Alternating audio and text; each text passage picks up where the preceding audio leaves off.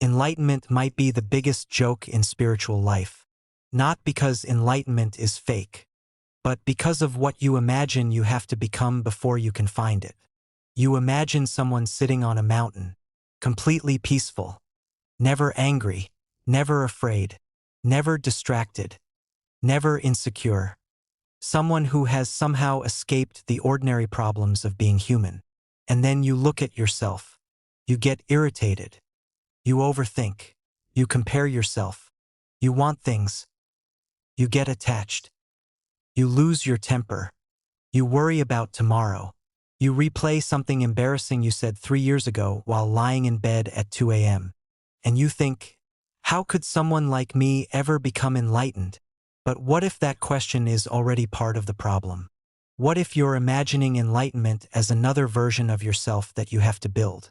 Another identity, another achievement, another mountain to climb, another thing you can finally point to and say, now I've made it.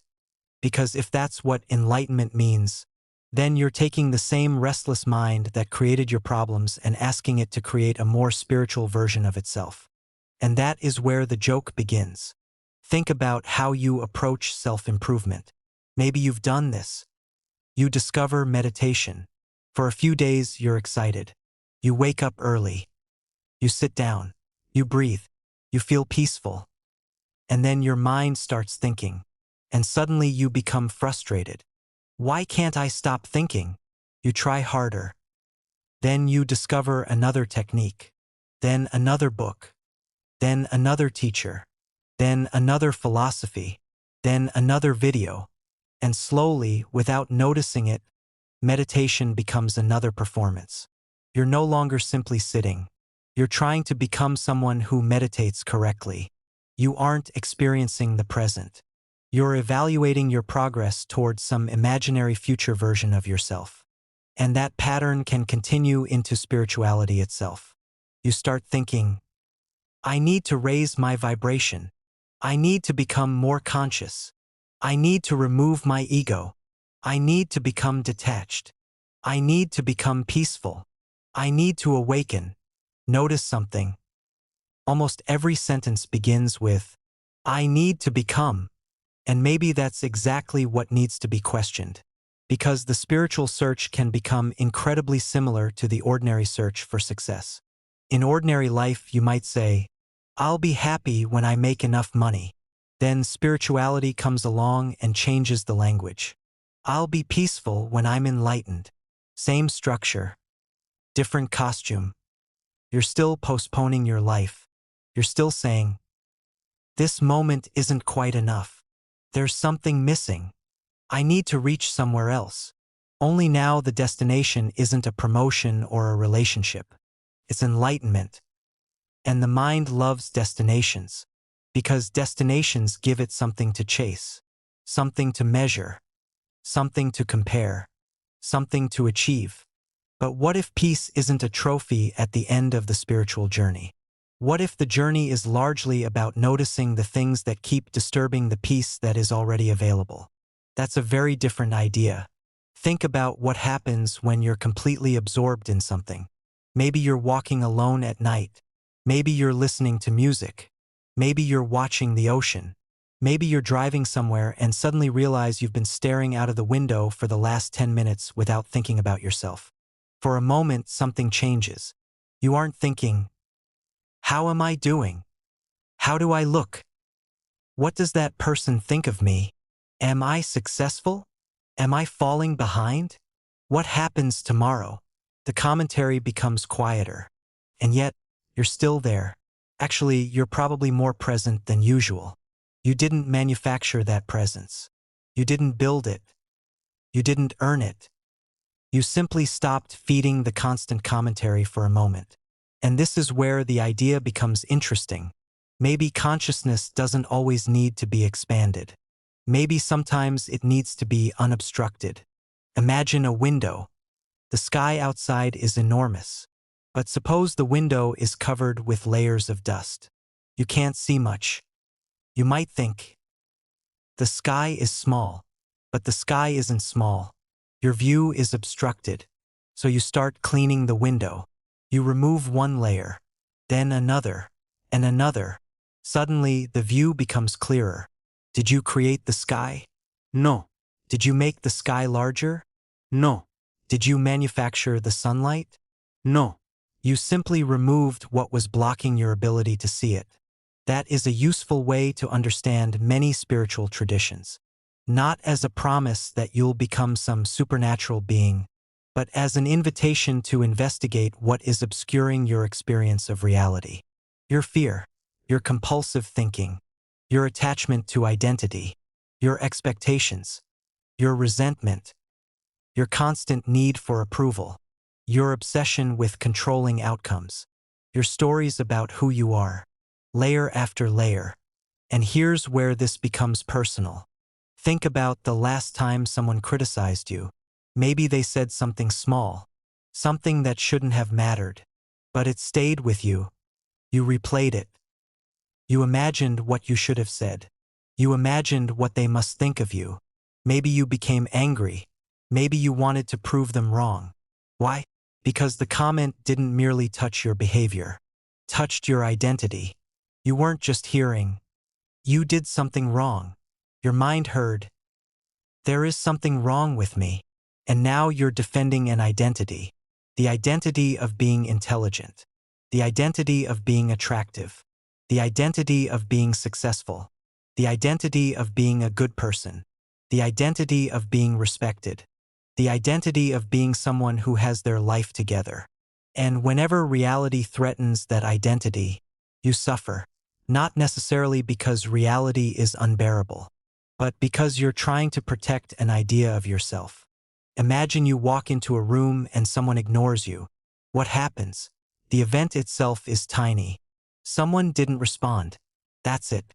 But then the mind begins. They don't respect me. Maybe they don't like me. Did I do something? Maybe I'm not important. And suddenly a 2-second event has created an entire emotional universe. The person walked away, but you're still talking to them inside your head an hour later. They're gone. The room is quiet, but your mind is continuing the conversation. This is what psychological attachment can look like. The event ended. The thought didn't. And because you believe the thought is important, you keep feeding it. Now imagine something different. The same thing happens. Someone ignores you. The thought appears. They don't respect me. But instead of immediately believing it, you notice it. Interesting. My mind is telling me that I wasn't respected. You don't have to fight the thought. You don't have to replace it with some positive affirmation. You don't have to pretend you don't care. You simply recognize, this is a thought happening inside consciousness. That tiny distinction is powerful, because there is a difference between, I am being rejected, and I'm noticing the thought that I'm being rejected. The first pulls you completely inside the story. The second gives you a little space. And sometimes, that space is enough. This is what I mean when I say that the path may involve removing rather than adding. You don't necessarily need another identity. You need less identification. You don't necessarily need more beliefs. You may need to become more comfortable not knowing. You don't necessarily need more stimulation. You may need to discover what happens when you stop constantly distracting yourself. You don't necessarily need another answer. You may need to become comfortable sitting with the question. And this is difficult because the mind prefers doing. It wants instructions. Give me 5 steps. Give me a technique. Give me a meditation. Give me a book. Give me something I can do so I can become enlightened. But perhaps the deepest work is sometimes simply noticing. Notice the thought. Notice the emotion. Notice the impulse. Notice the desire. Notice the fear. And instead of immediately becoming it, watch it. Think about anger. When anger appears, your first instinct is usually to become the anger. I'm angry. But look closely. Anger is a changing experience. It rises. It intensifies. It reaches a peak. Then eventually, it changes. The same thing happens with anxiety. The same thing happens with excitement. The same thing happens with sadness. The same thing happens with desire. The emotional weather changes constantly. But something is capable of noticing those changes. That's the interesting part. You don't have to turn this into a mystical claim. Just observe your own experience. The thought appears, then another. An emotion appears, then another. A sensation appears, then disappears. You can watch all of this happening. And once you notice that, you may begin to question the assumption that every thought deserves your obedience. Because you've probably spent years obeying thoughts you never consciously chose. I should check my phone. I need to know what they think. I have to respond immediately. I need to fix this. I can't relax until this is solved. I need to know what happens next. The thought appears, and you move. But where did the thought come from? Did you schedule it? Did you sit down at 4:37 p.m. and decide, at exactly 4:38, I will become worried about my future? No. It appeared. And then another thought appeared. And another. And you followed them. This doesn't mean you have no control. It means something interesting. You are not consciously authoring every moment of your mental life. Once you understand that, you can begin to create space between awareness and reaction. And that space is where freedom begins. Not because you suddenly stop having thoughts, but because thoughts stop automatically becoming commands. You can think, I'm going to fail, and not immediately panic. You can think, they don't like me, and not immediately spiral. You can think, I need this person, and notice the attachment. You can think, my life should be different, and simply recognize, there is that thought again. The thought can still exist, but it doesn't have to run the entire system. This is also where the phrase raising your vibration can become misunderstood. People sometimes treat it as if consciousness is a video game level. Low vibration, higher vibration, higher still. Eventually, enlightenment. But if you turn spirituality into a hierarchy of identities, you can become trapped by the very thing you're trying to transcend. Now you're comparing your consciousness with someone else's. I'm more awakened. They're still asleep. I'm more spiritual. They're too negative. And suddenly, the ego has discovered spirituality. It has simply changed its vocabulary. This is why humility matters. If your spiritual practice makes you feel superior to everyone around you, perhaps something worth examining is happening. Because genuine presence doesn't need to announce itself. A tree doesn't need to tell you it is peaceful. A person who is genuinely comfortable with themselves doesn't need to constantly prove how conscious they are. And maybe that's why the idea of enlightenment can feel disappointing when you really look at it. Because the fantasy is dramatic. You imagine some final moment, cosmic revelation, permanent state, a complete transformation. And maybe there are profound experiences people describe in spiritual traditions. But ordinary life remains. You still have to eat. You still have to sleep. You still have responsibilities. People still misunderstand you. Your body still gets tired. Unexpected things still happen. The difference may not be that life stops happening. The difference may be in how tightly you hold it. Think about holding a fist. Make your hand completely tight. Hold it. Now hold it for a minute. Eventually it becomes uncomfortable. Now imagine living mentally like that. Holding on to every expectation, every insult, every regret, every fear, every identity, every plan, every person you don't want to lose, every outcome you desperately need. Your mind is clenched. And then someone tells you, find peace. So you try to add another practice on top of the clenched fist. But maybe the question isn't, what else should I add? Maybe it's, what am I holding so tightly? Open the hand. You didn't need to create relaxation. You stopped creating unnecessary tension. That is the distinction. And you can practice this in ordinary life. The next time you're waiting for something, notice how badly you want the future to arrive. Maybe you're waiting for a message. Maybe exam results. Maybe a job. Maybe someone to make a decision. Maybe you're waiting for your life to finally begin.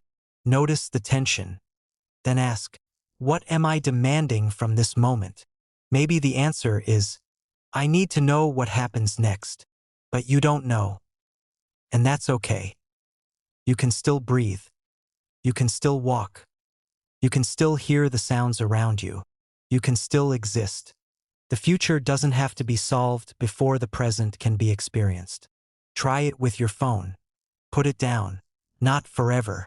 Just for a few minutes. And watch what happens. You may feel the impulse to pick it up. Don't immediately obey. Just notice. There's the urge. That's all. You don't have to fight it. You don't have to hate yourself for having it. Watch it. It rises. It stays. It changes. Eventually, it weakens. And you've just experienced something important. The urge appeared. But you didn't have to become it. Now apply that to identity. You think, I'm an anxious person. Instead, I experience anxiety. You think, I'm a failure. Instead, I experienced failure. You think, I'm an angry person. Instead, anger is happening right now. You think, I'm lost.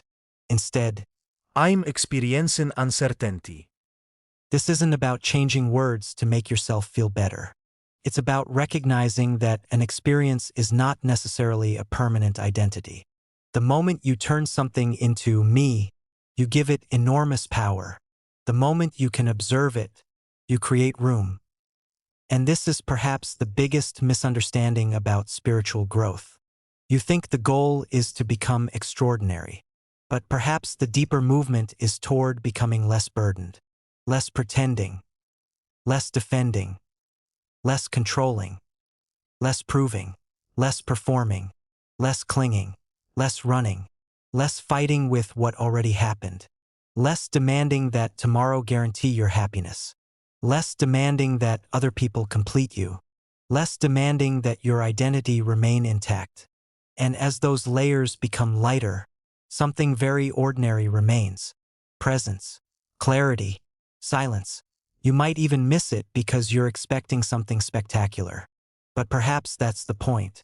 You were looking for fireworks, and the thing you were looking for was the quiet underneath the fireworks. Imagine you've been listening to a loud fan for hours. Eventually you don't notice it anymore. Then the power goes out. Suddenly, silence. You didn't create the silence. The noise stopped, and you realize how much noise had been there all along. Maybe consciousness is like that. Not necessarily something you need to manufacture. Something you notice more clearly when the unnecessary noise becomes quieter. And your thoughts don't have to disappear. You don't need a blank mind. You simply stop treating every thought as your identity. You stop fighting every emotion. You stop clinging to every desire. You stop believing every story your mind produces. And slowly, there is more room. So if you are watching this and thinking, okay, what do I actually do? Don't turn this into another 10-point spiritual routine. Start with one thing. Notice, tomorrow morning, before reaching for your phone, notice what your mind is doing. During a stressful conversation, notice what your body is doing. When someone criticizes you, notice the story that appears. When you're lonely, notice the urge to immediately escape it. When you're anxious about the future, notice how much of your attention has left the present. When you're angry, notice the difference between the emotion and the story you build around it. When you're happy, notice that too. Don't only observe suffering. Observe everything. You are learning to see, not to manufacture a better self. To understand the self you are already experiencing. And eventually you may notice something strange. The moments when you feel most alive are often the moments when you're thinking least about yourself. When you're completely absorbed in music. When you're laughing with someone. When you're watching rain. When you're playing a sport. When you're walking through a new place. When you're creating something. When you're looking at the sky. You're not thinking, am I enlightened right now? You're just there. And perhaps that's the final joke. You spend years searching for a state of consciousness. while occasionally stumbling into it whenever you forget to search. Maybe enlightenment isn't becoming a person who has finally figured everything out. Maybe it's becoming less interested in the idea that you need to figure everything out. Maybe peace isn't something you manufacture. Maybe it's what becomes noticeable when you stop creating unnecessary war. Maybe clarity isn't another achievement. Maybe it's what remains when you stop covering everything with stories. Maybe freedom isn't getting everything you want. Maybe it's no longer needing reality to obey your mind before you can be okay. And maybe the spiritual journey isn't a journey toward becoming more than human. Maybe it is a journey toward becoming completely present with being human, with uncertainty, with joy, with pain, with desire, with loss, with ordinary mornings, with ordinary conversations, with the strange, beautiful fact that you're here at all. So the next time you feel like you're failing at spirituality, stop. The restless mind, the wandering attention, the anxiety, the attachment, the desire, the frustration. None of these necessarily mean you've failed. They're things you can notice, and perhaps noticing them without immediately judging them is already part of the path. You don't need to become someone else to begin. You don't need a special identity. You don't need to wait until you're peaceful. You don't need to wait until you've read every book. You don't need to wait until your mind is silent. Start exactly where you are, because that's the only place you can start. And perhaps that's the final irony. You've been searching for something you thought was far away, something above you, something you needed to earn, something you needed to become worthy of. But after all the searching, all the techniques, all the philosophies, all the identities, all the attempts to become more, you may eventually arrive at a very simple realization. There was never anywhere to arrive. There was only this breath, this moment, this awareness, this imperfect life you're already living. And perhaps enlightenment isn't the moment you finally become something extraordinary. Perhaps it is the moment you stop overlooking the extraordinary fact that you were here all along.